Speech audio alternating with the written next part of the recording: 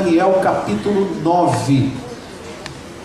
Não sei quantos estão lembrados, nós estudamos na quarta passada o capítulo 8. Seu Hélio. Aquela visão que Daniel teve.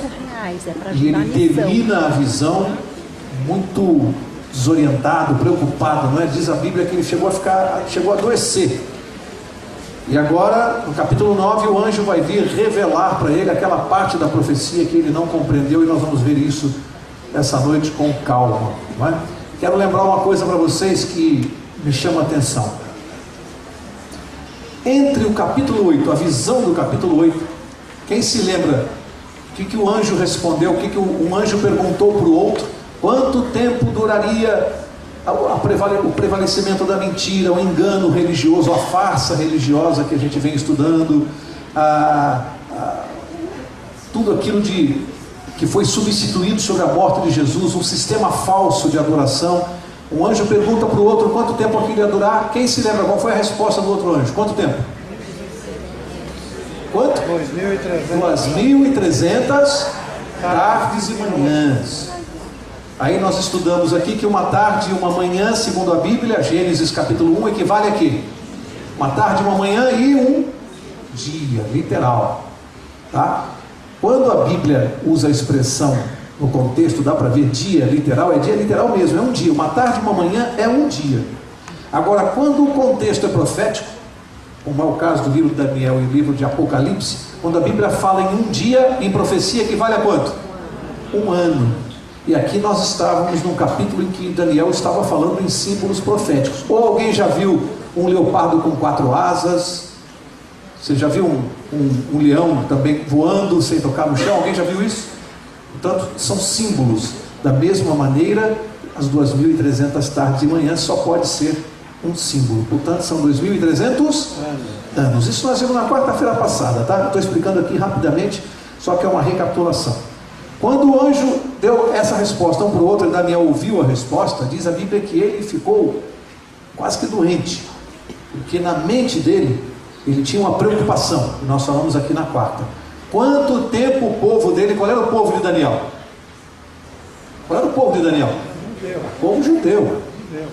Quanto tempo, segundo aquela profecia de Jeremias, quanto tempo o povo judeu deveria ficar escravo lá na Babilônia? Quantos anos? 70 anos. E Daniel, eu estava ficando velhinho e estava contando esse tempo, faltava pouco.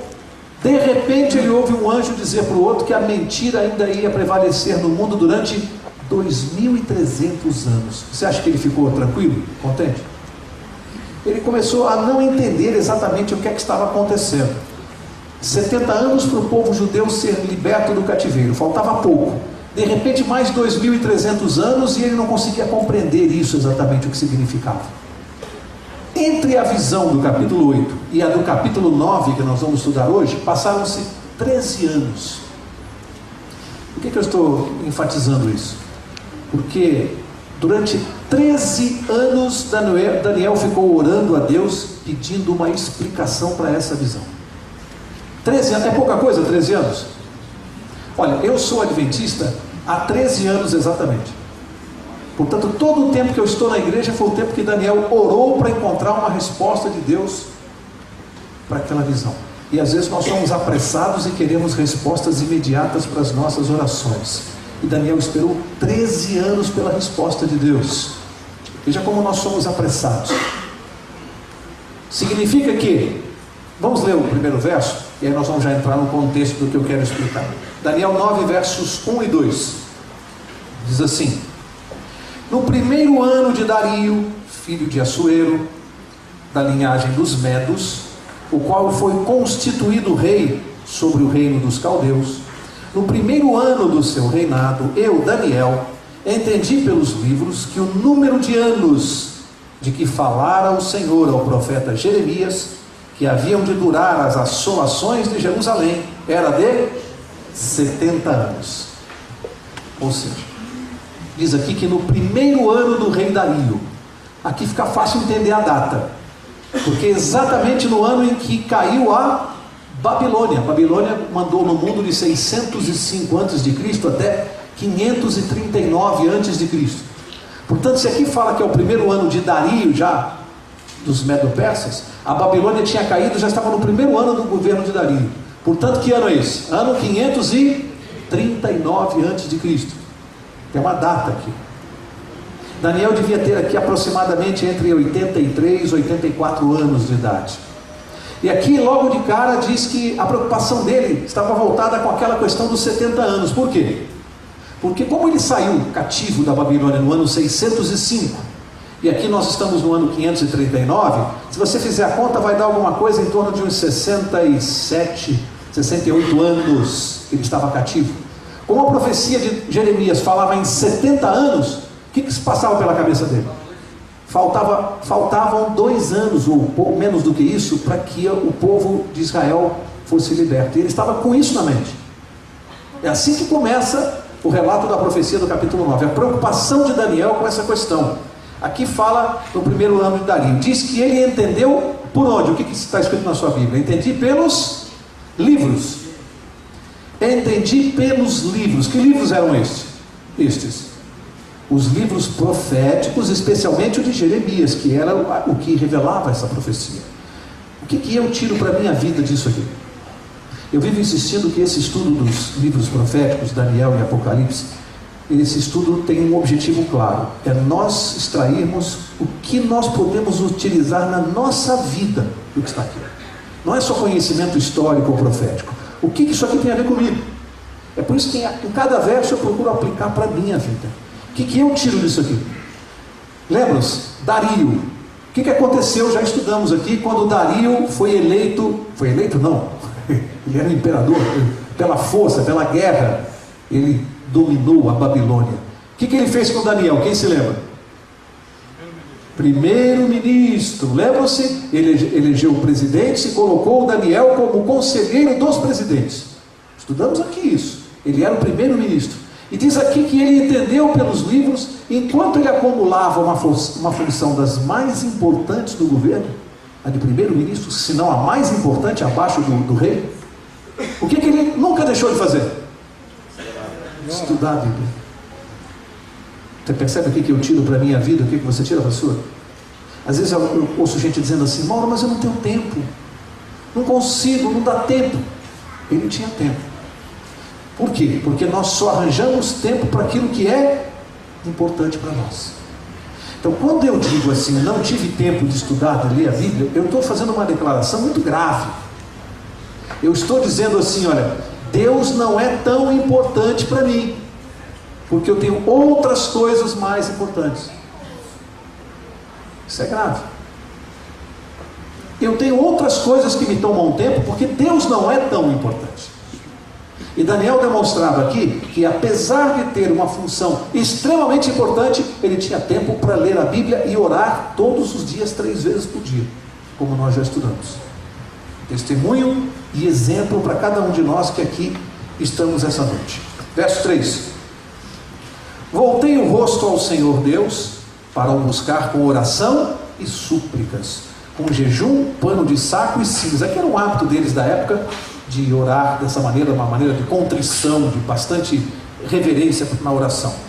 Verso 4: Orei ao Senhor meu Deus, confessei e disse: Ah, Senhor, Deus grande e temível, que guardas a aliança e a misericórdia para com os que te amam e guardam os teus mandamentos. 2 coisas aqui.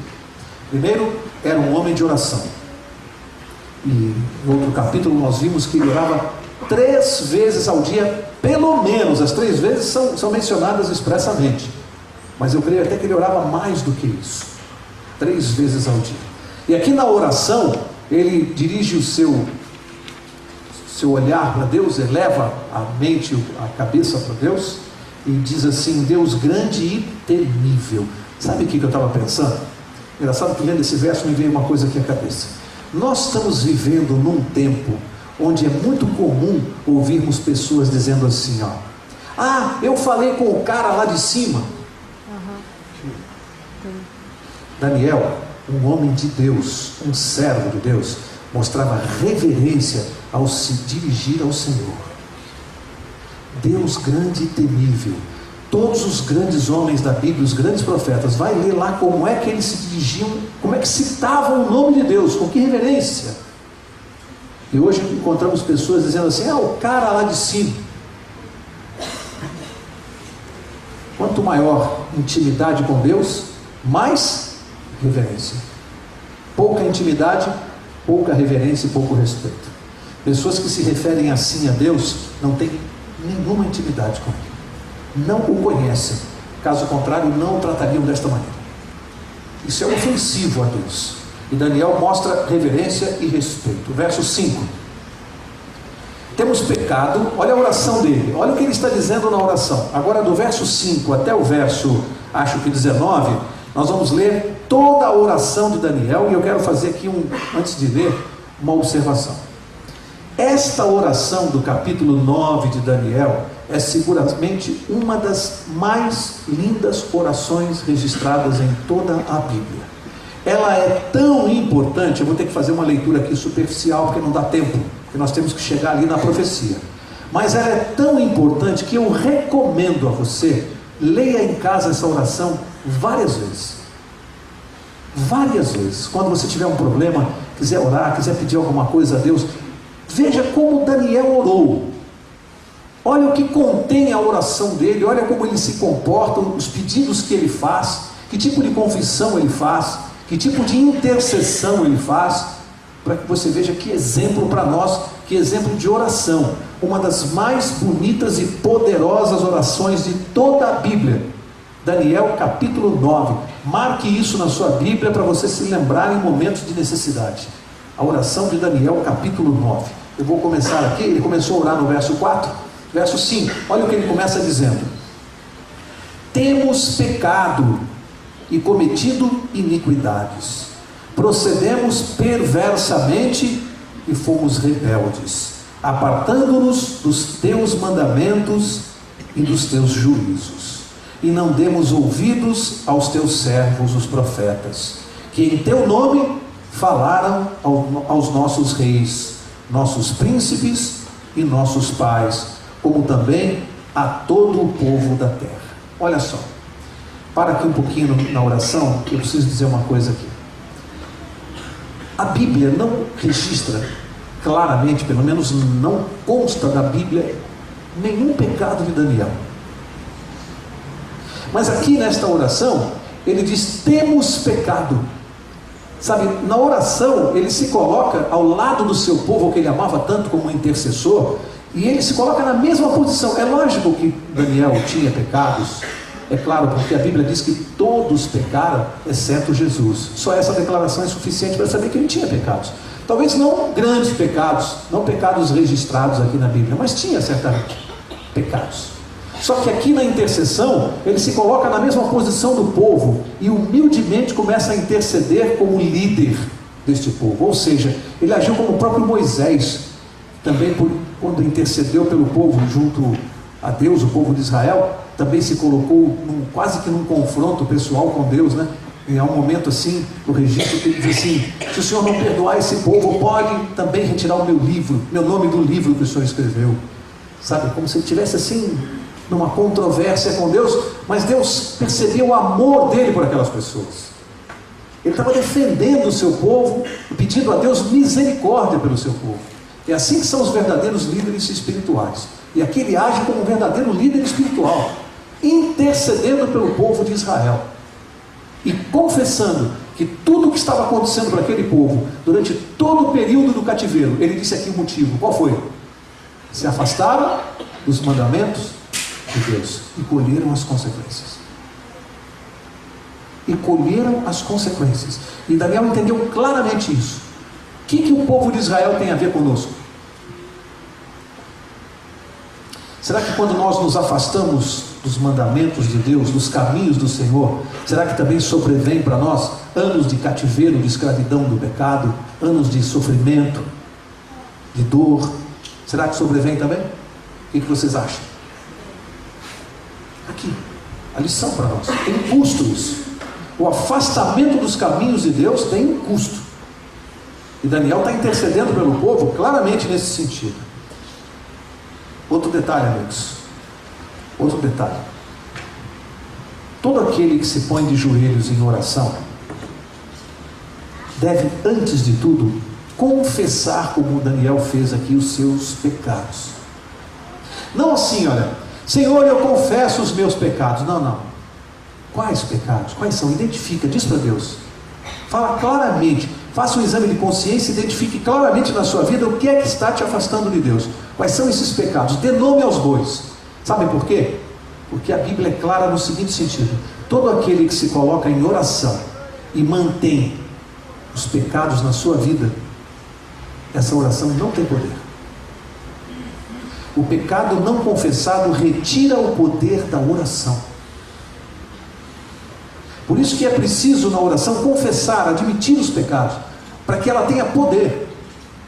Aquele que se coloca diante de Deus em oração e não admite, não confessa os seus pecados, essa oração não tem nenhum poder. Alguns dizem assim, né? Essa oração não passa nem do teto.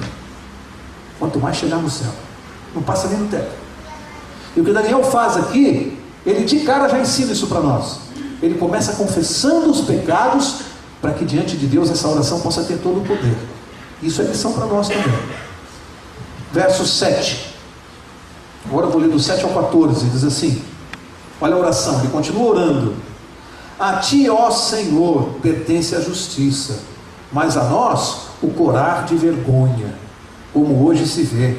Aos homens de Judá, os moradores de Jerusalém, todo Israel, quer os de perto, quer os de longe, em todas as terras por onde os tem lançado, por causa das suas transgressões que cometeram contra ti. Ó Senhor, a nós pertence o corar de vergonha, aos nossos reis, aos nossos príncipes e aos nossos pais, porque temos pecado contra ti.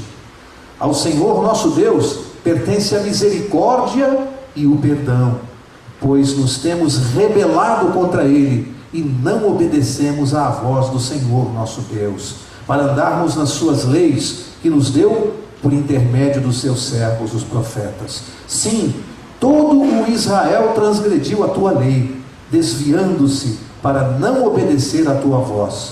Por isso, a maldição e as imprecações que estão escritas na lei de Moisés, servo de Deus, se derramaram sobre nós, porque temos pecado contra ti. Ele confirmou a sua palavra, que falou contra nós e contra os nossos juízes que nos julgavam, e fez vir sobre nós grande mal, porque nunca debaixo de todo o céu aconteceu o que se deu em Jerusalém. Como está escrito na lei de Moisés, todo este mal nos sobreveio. Apesar disso, não temos implorado o favor do Senhor nosso Deus, para nos convertermos das nossas iniquidades e nos aplicarmos à tua verdade. Por isso, o Senhor cuidou em trazer sobre nós o mal, e o fez vir sobre nós, pois justo é o Senhor, nosso Deus, em todas as suas obras que faz, pois não obedecemos a sua voz. Para aqui. Nesta oração existe uma coisa muito importante para nós entendermos na nossa vida. Daniel está explicando aqui, no mundo espiritual, a lei da causa e do efeito. Isso é uma lei no mundo espiritual, da mesma maneira que a lei da gravidade é uma lei no mundo físico. Ou seja, se eu largar um objeto, se eu soltar o meu óculos, obrigatoriamente ele vai cair no chão, sim ou não? Se eu soltar 100 vezes, quantas vezes ele vai bater no chão? 100, porque a lei da gravidade é uma lei. Os objetos são atraídos ao centro da Terra. Isso é uma lei física. No mundo espiritual, o mundo espiritual também tem as suas leis. Uma delas é a lei da causa e do efeito. E o que consta aqui na oração de Daniel é uma coisa que a gente precisa entender. Ele está mostrando claramente que não é Deus que pune o povo, não é Deus que castiga. Ele está mostrando que o povo se afasta dos caminhos do Senhor, deixa de ouvir a voz de Deus, e aí Deus então cruza os seus braços, ou seja, ele retém a sua proteção. E aí sobrevém todo o mal, toda a maldição, todo o sofrimento, dificuldade, morte, tudo que não presta sobrevém sobre aqueles que se afastam de Deus, não como uma punição, não como um castigo, mas como consequência do afastamento. Ou seja, Deus simplesmente se cala e retém retira a sua proteção. Ai do ser humano sem a proteção de Deus. O ser humano não tem noção do que é isso, do que é andar sem a proteção de Deus. Portanto, isso aqui é lei de causa e efeito espiritual, e eu preciso entender isso na minha vida. Eu vou colher as consequências do que eu faço, não tem jeito. Se eu andar fora dos caminhos de Deus, Ele vai retirar a sua proteção da minha vida, e eu vou arcar com as consequências disso. É o que Daniel está revelando nesta oração. Como eu disse, é uma lição para nós. Ele admitindo, ele disse aqui, que nunca se viu no céu, nem na terra, o que estava acontecendo naquele tempo em Jerusalém. O povo se afastou demais, o povo de Deus se afastou dele, foi longe demais, e chegou ao ponto do povo escolhido por Deus estar vivendo como um escravo. Você já viu isso? O povo que deveria ser o mais abençoado da terra estava na escravidão. E será que alguns de nós, que somos filhos de Deus, estamos aqui na igreja, estamos vivendo como escravos, uma vida medíocre espiritual, porque andamos afastados do caminho do Senhor? Será que alguém aqui está vivendo uma vida que Deus não escolheu para você? Sabe, Deus sabe como lidar conosco. Ele muitas vezes permite que nós aprendamos no sofrimento o que nós deveríamos conhecer no momento de alegria, no momento de prazer, conhecer pelo amor. É por isso que se diz assim: ou você vem para Deus pelo amor, ou vem pela dor. Deus deixa você escolher. Ele te quer, Ele me quer, de qualquer maneira, seja pelo amor. Se não entender a linguagem do amor, que seja pela dor, mas Ele nos quer. Então nós escolhemos qual é a linguagem. O ideal é que nós viéssemos para Deus num momento de alegria, de felicidade, de saúde, para ter uma vida melhor. O plano de Deus é que a gente não chegue estraçalhado, acometido por um câncer, por uma AIDS, sabe? Não é esse o plano. Mas se tiver que ser assim, Ele vai permitir. E quantos vêm para Deus na dor? E é o que Daniel está ensinando aqui na oração. O povo colhendo os frutos do que plantou. Verso 15, e ele continua na oração: na verdade, ó Senhor nosso Deus, que tiraste o teu povo da terra do Egito com mão poderosa, e a ti mesmo adquiriste renome, como hoje se vê, temos pecado e procedido perversamente. Ó Senhor, segundo todas as tuas justiças, aparte-se a tua ira e o teu furor da tua cidade de Jerusalém, do teu santo monte, porquanto, por causa dos nossos pecados e por causa das iniquidades de nossos pais, se tornaram Jerusalém e o teu povo opróbrio para todos os que estão em redor de nós. Agora, pois, ó Deus nosso, ouve a oração do teu servo e as suas súplicas, e sobre o teu santuário assolado faze resplandecer o rosto por amor do Senhor. Inclina, ó Deus meu, os ouvidos e ouve. Abre os olhos e olha para a nossa desolação e para a cidade que é chamada pelo teu nome. Porque não lançamos as nossas súplicas perante a tua face, fiados em nossas justiças, mas em tuas muitas misericórdias. Ó Senhor, ouve. Ó Senhor, perdoa. Ó Senhor, atende-nos e age, e não retardes por amor de ti mesmo, ó Deus meu, porque a tua cidade e o teu povo são chamados pelo teu nome. Falava eu ainda, e orava, e confessava o meu pecado, e o pecado do meu povo de Israel, e lançava a minha súplica perante a face do Senhor meu Deus, pelo monte santo do meu Deus. Falava ainda na oração, quando o homem Gabriel, que eu tinha observado na minha visão ao princípio, veio rapidamente voando e me tocou a hora do sacrifício da tarde. Bem, quem é o homem Gabriel que ele menciona aqui? O anjo Gabriel, o anjo. E ele fala, na minha visão que eu tive ao princípio. Que visão é essa? Que visão é essa? Fica fácil responder, porque no livro de Daniel inteiro, só há registro de duas visões que Daniel teve. Uma lá no capítulo 2, o sonho de Nabucodonosor, a estátua. Estão lembrados? Primeira visão. A segunda visão foi no capítulo 7, dos animais. Lembra? Leão, leopardo, urso, o animal de 10 chifres. Só essas duas foram registradas antes, no capítulo 2, no capítulo 7. A terceira visão é essa aqui do capítulo 9. Acontece que na visão do capítulo 2 e do capítulo 7, não aparece Gabriel para falar com ele. Aparece na visão do capítulo 8. Lembram-se? As 2.300 tardes e manhãs. Ele aparece aqui, no capítulo 9, para falar da visão. Portanto, essa visão só pode ser a do capítulo 8, não pode ser outra.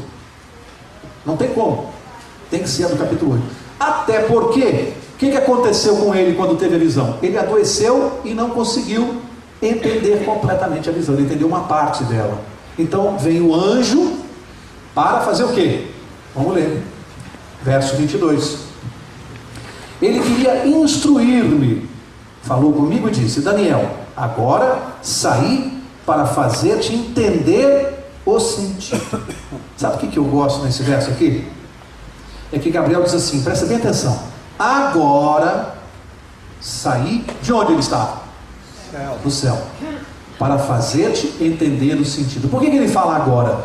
Quantos anos haviam se passado entre a visão do capítulo 8 e do capítulo 9? Eu falei aqui no início. Quantos anos? 13 anos. 13 anos Daniel sofrendo, angustiado, não dormia direito, perdia o sono, orando, encafifado com aquele assunto, adoeceu. 13 anos pedindo resposta para Deus, ele não desistia. Aí o anjo aparece e diz assim: agora eu saí para te fazer entender a visão. Não seria de se perguntar? Demorou, hein? Não seria? Mas demorou. Qual é a lição que eu tiro? Lembram-se que quando ele estava recebendo a informação da visão, o que aconteceu com ele quando ele começou a receber a informação? Adoeceu, ficou fraco, não tinha condições de compreender. Deus esperou 13 anos para que esse homem amadurecesse espiritualmente e fosse capaz de estar pronto para compreender a visão. Deus faz isso conosco quando nós fazemos a oração. Tem gente que fala: Deus não responde a minha oração, ou demora, eu estou orando 1 ano, 2, 3. Daniel esperou 13. Já pensou que Deus às vezes aguarda que nós tenhamos condições de entender as respostas dele? Será que quando oramos e pedimos alguma coisa, estamos preparados para obter a resposta do jeito, a forma de Deus?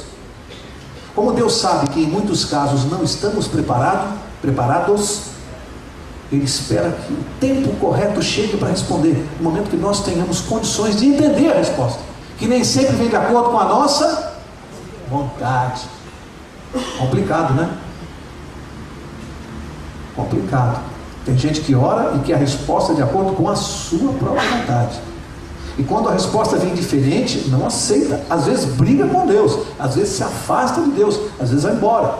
Às vezes nem identifica a ação de Deus, porque como a resposta não veio do jeito que esperava, ele acha que Deus nem agiu. Deus agiu de forma diferente. E aqui está uma lição para nós. Daniel, esse profeta, esse homem de Deus, esse servo, esperou 13 anos pela resposta. Mas ela veio? Veio. No tempo que ele queria? Não. No tempo determinado por Deus. E por que a gente não aprende isso? Não é para a gente ficar lembrando de vez em quando: olha, Daniel esperou 13 anos, eu estou apressadinho demais. Pensa assim: será que eu estou preparado? Deus está me preparando para essa resposta. Olha que lição para nós. O Gabriel diz: agora saí para te fazer entender a visão. Agora que você é capaz de entender. Antes você não seria, Daniel. Vamos lá, verso 23. No princípio das tuas súplicas saiu a ordem, e eu vim para tu declarar, porque és muito amado. Considera, pois, a coisa e entende a visão. Para aqui. Diz assim: no princípio das tuas súplicas. Vocês viram aqui a oração dele como foi longa? Diz que no princípio, quando ele começou a orar, ele ficou de joelho, começou a orar, Gabriel disse que saiu a ordem e ele veio. Deus esperou ele terminar a oração? O que a gente tira disso aqui, gente? E tem uma explicação aqui. Por que ele saiu logo no princípio? Por que ele veio? Aqui diz a razão: porque és muito. Você já pensou nisso? Que quando nós estamos de joelho orando, muitas vezes, antes de terminarmos a oração, o anjo já saiu do céu, já saiu com a ordem, vai lá, essa aqui está deferida, pode ir lá.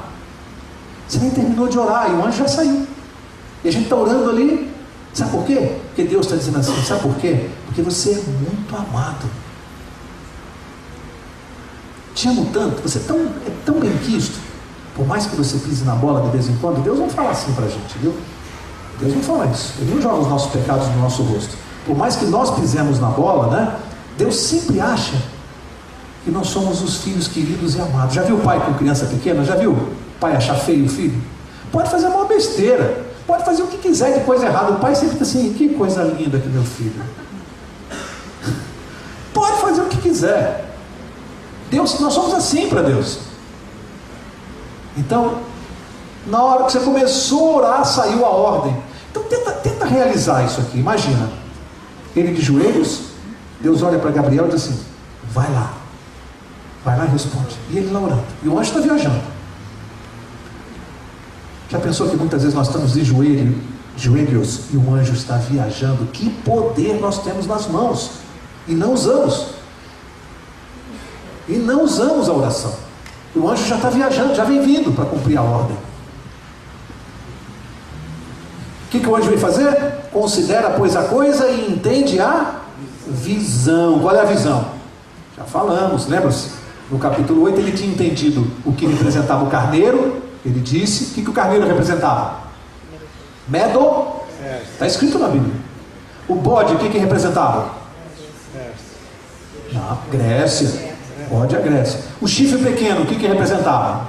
Um poder religioso, um sistema religioso que vinha lá de Roma. Roma eclesiástica, ok? Agora, o que ele não entendeu do resto da profecia? 2.300 tardes e manhãs, e o santuário será? Isso ele não entendeu. Então agora o Gabriel disse, agora presta atenção, ele está falando para Daniel. Daniel, se liga, presta atenção, tá? Agora eu vou explicar para você o que você não conseguiu entender. Verso 24, ele diz assim, 70 semanas estão determinadas sobre o teu povo e sobre a tua santa cidade, para fazer cessar a transgressão, para dar fim aos pecados, para expiar a iniquidade, para trazer a justiça eterna, para selar a visão e a profecia, e para ungir o santo dos santos. Então agora sou eu que digo para vocês, presta atenção. Dos 2.300 anos da profecia, o anjo começa a explicar para Daniel do jeito que eu vou explicar para vocês. Fala, olha Daniel, faz o seguinte, dos 2.300 anos nós vamos separar 70 semanas para o teu povo. Qual era o povo dele? Povo judeu. Então se liga, 70 semanas dos 2.300 dias proféticos, 70 semanas proféticas são para o teu povo. 70 semanas, quantos dias tem a semana? 7. 70 vezes 7? 490 dias ou anos. Então ele está dizendo assim, dos 2.300 anos, vamos separar uma parte aqui, dos 2.300, 490 nós vamos separar, vão se cumprir no teu povo, no povo judeu. Vai começar com o teu povo. Por quê? Qual era a preocupação de Daniel? Eu falei no início aqui. O que ele estava pensando? Estava para terminar os 70 anos de cativeiro. Não é isso que estava preocupando a cabeça dele? O santuário tinha que ser reedificado, tinha sido destruído. Faltavam poucos anos, 1 ou 2 anos para terminar, segundo a conta dele, o cativeiro. Ele estava com isso na cabeça, então o anjo fala assim, já que você está preocupado com essa questão do teu povo, então eu vou dizer uma coisa para você. 490 anos dessa profecia vão se cumprir no teu povo. Aí Daniel ficou prestando atenção. Falou, o quê? Peraí, mas como assim? Presta atenção, Daniel. Verso 25, né? Que eu parei? 25. Sabe e entende. Então agora ele vai dar o ponto de partida dessa profecia. Quando é que ela começa a contar os 2.300 anos? Ele diz assim, desde a saída da ordem para restaurar e para edificar Jerusalém, até ao ungido. Quem era o ungido? Jesus. Ao príncipe, ele diz assim, 7 semanas e 62 semanas as praças e as circunvalações se reedificarão, mas em tempos angustiosos. Olha o que ele está fazendo aqui, presta atenção que ele vai dividir os 490 anos agora em 3 partes. Ó, 490 anos são para o seu povo. Então desses 490 nós vamos dividir assim, ó, das 70 semanas, são as primeiras 7 semanas, depois mais 62 semanas, e por último fica faltando quanto? 7 mais 62? 69. Falta quanto para 70? Uma. Então ele dividiu em 3 partes, ó, 7 semanas, 62 semanas e a última semana. Ele fala, começa a contar da ordem para reedificar o quê? Não era a preocupação dele? Quando é que nós vamos voltar para a nossa terra, Israel, que eu estou escravo aqui na Babilônia, agora escravo na Medo-Pérsia, né? Quando é que nós vamos, meu povo de Israel pode voltar para Israel, para Jerusalém? Quando é que nós vamos, a preocupação dele maior era reedificar o quê? O templo de Deus que tinha sido destruído.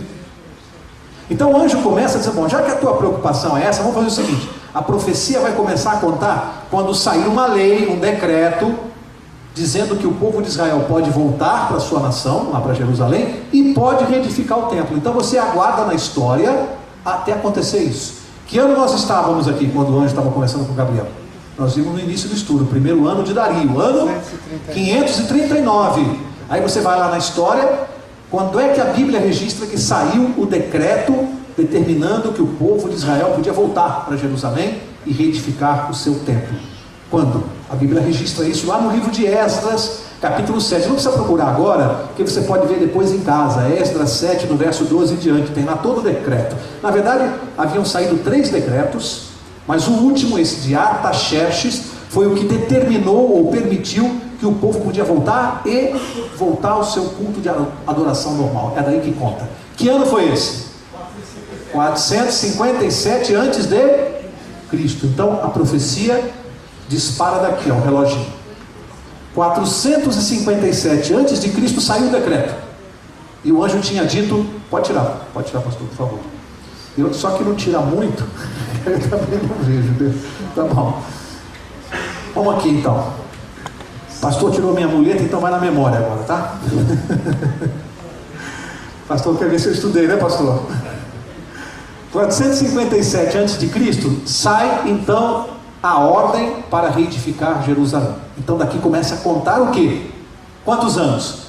Inicialmente 490, mas no total 2.300 anos. Aí ele separou as primeiras 7 semanas proféticas. Quantos dias tem a semana? 7. 7 vezes 7? 49. Então os primeiros 49 anos, por que ele separou? Porque quando você vai na história, 457 a.C., saiu o decreto. Milimetricamente, 49 anos após, ou seja, 408 a.C., porque aqui a contagem é regressiva, né? 49, o que aconteceu? O templo de Jerusalém foi reedificado. Então, a primeira parte das 3 partes dos 490 anos se cumpriu aqui. Aí você conta as outras 62 semanas. Se você multiplicar 62 por 7 dias, dá 483 anos. Ele diz que daqui até o quê? O ungido. Quem é ungido? Jesus Cristo. O que essa profecia está determinando aqui? Até o ungido. Quando Jesus foi ungido, o que significa a unção de Cristo? A Bíblia fala. Batizado. Não precisa procurar já, mas quem quiser conferir, Lucas capítulo 3, versos 1 e 21, você pode ver em casa. Lá diz que Jesus foi batizado no 15º ano do rei Tibério César.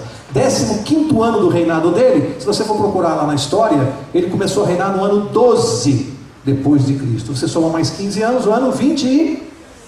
Está aqui, ano 27. O que essa profecia determinou com tantos séculos de antecedência? A data do batismo de Jesus, quando ele foi ungido pelo Espírito Santo. Cumpre-se aqui. Essa profecia determina a data milimétrica do batismo de Jesus. Aí diz que na última semana, vamos ler. Agora nós temos que ler o verso 20 e... Onde eu parei? No 26, né? 26 diz assim: depois das 62 semanas será morto o ungido, e já não estará. E o povo de um príncipe que há de vir destruirá a cidade e o santuário, e o seu fim será um dilúvio, e até o fim haverá guerra, desolações são determinadas. Vamos ler o 27 agora para explicar os dois juntos. 27 diz: ele fará firme aliança com muitos, por uma semana.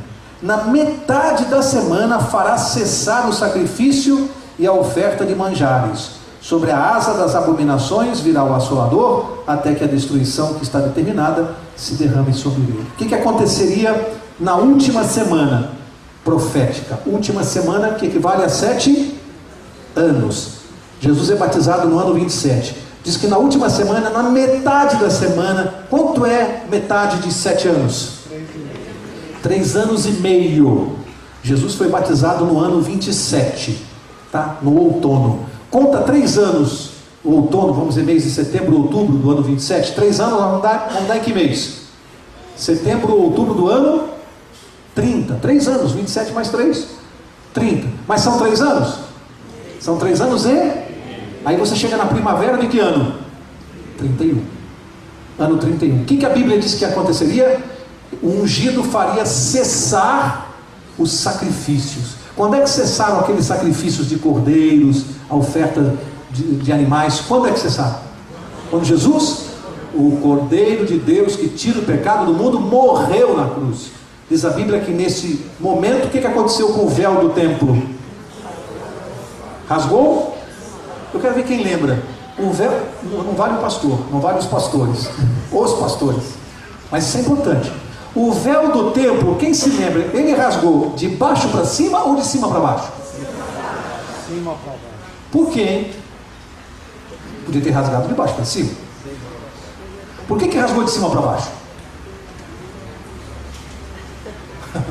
Estou vendo todo mundo com cara de ué. É importante. Quando vem de cima para baixo, vem de quem?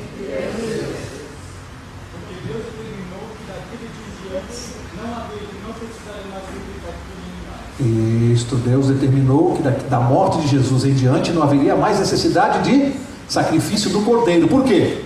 O verdadeiro cordeiro, uma vez só por todas, morreu no nosso lugar. Por isso que diz que na metade da semana profética, ou seja, no ano 31, Jesus, o que a profecia determinou que ia acontecer no ano 31? Ele ia morrer na cruz. Amigo, falar isso aqui no ano 539, que foi a data da profecia, é fácil acertar isso aqui? Bom, mas termina a última semana com o quê? O que acontece na última semana? No final da semana, ano 34. Quando você vai lá na sua Bíblia, Evangelho de Lucas, se não me engano, não é, pastor? Atos capítulo 7, tem lá o quê? Primeiro mártir cristão, Estevão, foi apedrejado. O que essa data significa no mundo cristão e na profecia? Diz que essa profecia, os 490 anos, eram determinados para quem? Para o povo judeu. Por que essa data é importante? Quem foi que matou Estevão? Os judeus, os sacerdotes. O sacerdote chegou até a fazer um discurso naquele dia, negando Jesus Cristo. Significa que, e eu quero que compreendam bem o que eu vou dizer, porque às vezes as pessoas não compreendem muito bem isso, tá? Significa dizer que a Bíblia profetizou que o povo de Israel, como nação escolhida de Deus, que foi efetivamente durante todo o Velho Testamento, haveria uma data em que deixaria de ser, porque ela passou dos limites da tolerância de Deus. Mataram o Messias e depois fizeram o primeiro mártir cristão. Rejeitaram a salvação em Jesus Cristo. Qual foi a data prefixada por Deus na profecia para que o povo de Israel, como nação, como povo, continuasse sendo o povo de Deus? Qual foi a data? Ano 34. Então nós sabemos por esta profecia, e só por ela, que o povo de Israel deixa de ser a nação eleita de Deus a partir do ano 34. Aí o evangelho passa a ser pregado para quem? Para os gentios. Aí a salvação é para todos. A salvação também é para o israelita? Sim ou não? Como pessoa, como indivíduo, sim. Mas não mais, o povo de Israel já não mais representa o povo de Deus na terra a partir do ano 34, ou a partir do apedrejamento de Estevão. Bom, agora para nós fecharmos, olha, o que é impressionante nessa profecia? Primeiro, ela fixou eventos muito importantes. Segundo, qual é o total dos dias da profecia, ou dos anos? 2.300. É que nós contamos 490 até agora. 2.300 menos os 490, quantos anos faltam? 1.810 anos para chegar. E fica fácil, né? Que é só uma conta de somar. Do ano 34, soma 1.810 anos, que ano nós vamos chegar? 1844. Segundo a profecia, o que aconteceria nessa data? Até 2.300 tardes e manhãs e o santuário será purificado. O que aconteceria no ano de 1844? Duas coisas que a profecia previu. Porque como é que era a pergunta do anjo? Até quando a verdade será aviltada? Até quando vai prosperar a mentira? O sistema religioso falso? Até quando a verdade será aviltada? Será agredida? Então em 1844 teriam que acontecer duas coisas. Primeira, purificação do santuário. E a segunda, restauração da verdade. Profeticamente. Portanto, duas coisas têm que acontecer. Tem que acontecer a purificação do santuário, que nós já vamos ver, e tem que haver na terra um movimento de pregação, de restauração da verdade. Um povo vai ter que fazer isso, porque é profético, nessa data. E isso vai ser objeto de um outro estudo depois. A gente até já estudou isso aqui na classe bíblica. Bom, purificação do santuário. Que é santuário? Podia ser o santuário terrestre? Não. Ele foi destruído no ano 70. Ele foi destruído no ano 70, depois aqui do apedrejamento de Estevão. Em 1844 não tinha mais santuário terrestre. Podia ser o santuário terrestre? Não. É aquele santuário, você pode marcar aí para ler em casa, que está lá no livro de Hebreus, capítulo 8, verso 1 e 2. O santuário que o Senhor Deus erigiu e não o homem, o santuário celestial. Existe um santuário no céu, do qual esse aqui da terra é uma réplica. Santuário celestial. Mas o que importa para nós era o significado da purificação. O que significava a purificação no santuário aqui terrestre? Nós já estudamos isso na classe bíblica, né? O que significava? Alguém se lembra? Era dia de juízo. Yom Kippur, como dizem os judeus. Muitos ainda comemoram essa data hoje. Era dia de juízo. O que acontecia nesse dia? O sumo sacerdote, só ele, numa única vez no ano, um único dia, ele passava do lugar santo para o Santíssimo, e ali se realizava, era o dia do julgamento para o povo de Israel. Quando a profecia fala em purificação do santuário e não é o terrestre, ela está falando que vai começar o que no céu? Um julgamento, ou o juízo final, que tem que acontecer antes da volta de Jesus. Como é que Jesus pode voltar para buscar os salvos, se antes lá no céu já não se decidir por um julgamento quem é salvo e quem é perdido? Concorda?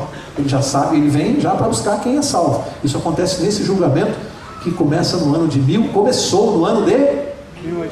Então nós podemos afirmar por esta profecia, não é chute, é uma afirmação, por esta profecia, que o juízo final começou em 1844. E a Bíblia também chama isso de tempo do fim. E alguém pode dizer, peraí, irmão, o tempo do fim, 1844 para 2008, já faz mais de 150 anos, isso é tempo do fim? Demorado, hein? Vamos lembrar? Quantos anos Noé ficou pregando advertência para o povo que viria o dilúvio? Quantos anos? 120 anos. O povo aceitou? Há quantos anos, portanto, a verdade está sendo pregada sobre a volta de Jesus e as verdades sobre as Escrituras? Quantos anos? 150. Mais de 154. É sério? E o povo está aceitando? Graças a Deus, muita gente sim. Graças a Deus, mas ainda é muito pouco. Porque a mensagem é: Jesus está voltando. Agora, o que há de impressionante nisso é o seguinte: essa primeira parte da profecia, olha como funcionam as coisas de Deus, a inteligência da mente divina. A primeira parte da profecia, ou seja, os 490 anos, se cumpriram onde? Aqui na terra. Nós vimos, nós acompanhamos, a história confirma isso. A primeira parte nós vimos acontecer. A segunda parte se cumpre onde? No julgamento do céu. A segunda parte se cumpre no céu. Olha o que Deus faz. A primeira parte, ele faz se cumprir aqui na terra para que nós possamos ver e acreditar. Depois que você viu isso se cumprir milimetricamente, que chance você acha que tem de não acontecer a segunda parte no céu, não ter acontecido já? Você acha que aconteceu ou não? A profecia errou aqui? Será que ela errou no final? Na segunda parte? Então, Deus mostra a primeira parte daquilo que nós podemos ver, para que eu possa crer naquilo que eu não posso ver. Hoje eu creio que é assim, porque a primeira parte se cumpriu na íntegra. Portanto, essa profecia fixou a data da restauração do templo, a data do batismo de Jesus, fixou a data da morte de Jesus, fixou a data em que o povo de Israel deixa de ser nação eleita, fixou o tempo da restauração da verdade, fixou o tempo do juízo no céu. Pouca coisa isso? 2.300 anos de profecia, a profecia mais longa da Bíblia. Hoje, no final do ano, você liga lá no Fantástico, e ficam aqueles videntes tentando adivinhar o que vai acontecer no ano que vem, e erram tudo. E tem gente que fica assistindo, tem gente que fica lendo horóscopo, tem gente que vai jogar búzios, cartas, para saber o que vai acontecer. Esse livro aqui acerta 2.300 anos e as pessoas não dão muita importância para esse livro. Preferem ler outras coisas. Próxima quarta, o livro de Daniel, capítulo 10. Antes do pastor orar, eu sempre encerro com uma história, né? E eu tenho uma que eu acho interessante para o tempo que nós estamos vivendo, que é um tempo de advertência, amigos. 150 anos ou mais de pregação de advertência para nós, e Jesus está voltando. E aqui dá para ver que não dá para brincar com isso aqui. Eu gosto da história daquele cidadão que foi ver lá a estátua de Moisés feita de argila por Miguel Ângelo, né? Era uma escultura de Moisés. E ele foi observar aquilo, achou impressionante como é que na argila você consegue reproduzir as feições perfeitas de Moisés. Assim, uma coisa impressionante. Ele ficou tremendamente impressionado com aquela estátua de Moisés e foi procurar de mármore. Então, argila faz o mármore, não é? Eu acho que é. Estou falando besteira aqui? O mármore não é feito de argila? Eu acho que é. Se eu estiver falando uma besteira, os mais experientes que me corrijam aqui, mas eu acho que é assim. A argila faz a estátua e ela fica de mármore depois, não é? Não é? Falei besteira aqui. Mármore é uma pedra e argila é? Falei besteira. Então, me ajudem aqui a contar essa história. Tá bom, vocês entenderam? Então não complica. Seja lá, mármore, argila, é a estátua de Moisés, pronto. Depois eu vou me informar melhor sobre esse assunto aí, como é que é esse negócio. Eu li e não prestei atenção nos detalhes. Bom, está lá a estátua de Moisés, feita. De repente ele ficou impressionado com as feições. Impressionante realmente como é que você precisa ter um dom para fazer isso. Fui conversar com Miguel Ângelo, isso eu tenho certeza que foi ele.